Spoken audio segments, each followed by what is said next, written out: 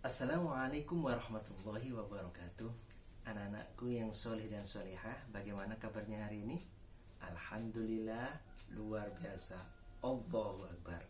Tetap semangat ya. Hari ini kita akan belajar tentang pendidikan agama Islam dan budi pekerti, yaitu tentang meneladani kisah Nabi Lut alaihissalam. Sebelumnya mari kita awali terlebih dahulu dengan memohon kepada Allah, berdoa sebelum belajar. A'udzu billahi minasy syaithanir rajim. Bismillahirrahmanirrahim. Raditu billahi rabba wa bil islami dina wa bi Muhammadin nabiyyan wa rasula. Rabbi zidni ilma warzuqni fahma. Amin ya rabbal alamin. Baik anak-anakku yang soleh dan solehah, kita akan belajar tentang kisah Nabi Lut alaihissalam. Tahu tidak kalian siapa Nabi Lut alaihissalam? Nabi Lut alaihissalam adalah putra dari Nabi Harun bin Tariq. Nabi Lut alaihissalam adalah Nabi yang ketujuh yang diutus oleh Allah Subhanahu wa Ta'ala. Nabi Lut alaihissalam diutus oleh Allah Subhanahu wa Ta'ala kepada kaum Sadum. Jadi kaumnya bernama kaum Sadum. Kaum Sadum itu adalah kaum yang sangat zalim, yang suka menganiaya orang lain, yang suka menyakiti orang lain. Kaum Sadum itu juga terkenal dengan kaum penyamun, suka merampok.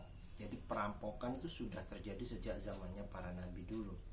Di Nabi Lut sudah pernah juga terjadi. Anakku yang soleh dan solehah, Nabi Lut alaihissalam mengajak kaum Sadum untuk beriman kepada Allah. Semua para nabi, 25 nabi itu diutus oleh Allah untuk mengajak beriman kepada Allah Subhanahu wa Ta'ala. Nabi Lut alaihissalam mengajak kaum Sadum agar meninggalkan kebiasaan buruk yang mereka lakukan, seperti menyakiti orang lain, menganiaya orang lain, merampok, menyamun. Namun kaum Sadum menolak ajakan Nabi Lut alaihissalam. Kaum Sadum menantang Allah Subhanahu wa Ta'ala, Tuhannya Nabi Lut alaihissalam. Akhirnya Allah mendatangkan segera kepada kaum Nabi Lut, yaitu berupa azab, berupa siksaan, berupa bencana.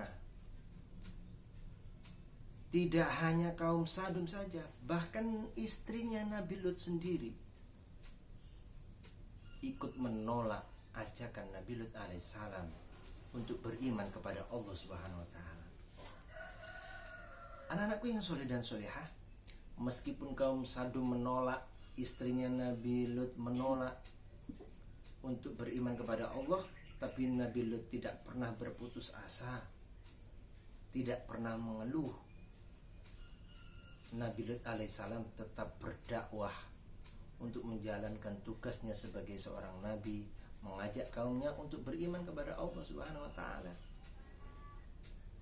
Nabi Lut alaihissalam tetap menjalankan perintahnya dengan disiplin, dengan teratur. Nabi Lut alaihissalam tidak putus asa. Allah Subhanahu wa Ta'ala akhirnya mendatangkan hukuman.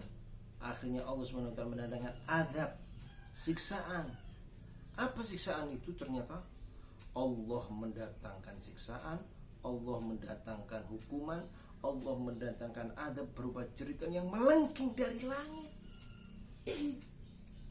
Kaum Sodom dibulak-balikkan, seperti terjadi gempa yang di daerah NTB, di daerah Sulawesi. Yang ketiga, hujan tanah liat kering menjatuhi kaum Sadom. Kaum Sadom dijatuhin hujan tanah kering. Yang keempat, hujan batu yang berapi, seperti gunung yang meletus. Keluar dari gunung itu batuan yang panas menjatuhi kaum Sodom. Anak-anak anak-anakku yang soleh dan solehah. Dari kaum Sodom sekarang disebut danau Lut atau danau laut mati. Peninggalan kaum Sodom berada di bawah air. Anak-anakku yang soleh dan solehah, pelajaran apa yang penting buat kalian untuk meneladani kedisiplinan Nabi Lut alaihissalam? Pasti kalian tahu apa arti dari disiplin. Disiplin itu taat, patuh kepada apa? Kepada aturan, pada tata tertib atau perintah. Contoh, kalian harus disiplin, taat atau pada aturan di rumah, di sekolah, di tempat ngaji, di jalan raya. Kalau kita tidak mematuhi itu, pasti nanti akan ada sanksinya. Sikap disiplin harus dimiliki oleh anak muslim. Jangan bermalas-malasan.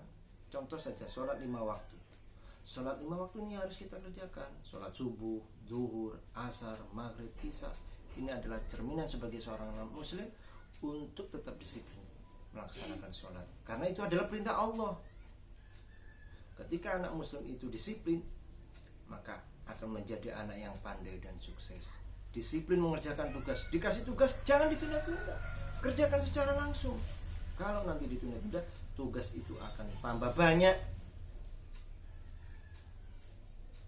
dan tidak bisa terselesaikan tugas-tugas itu.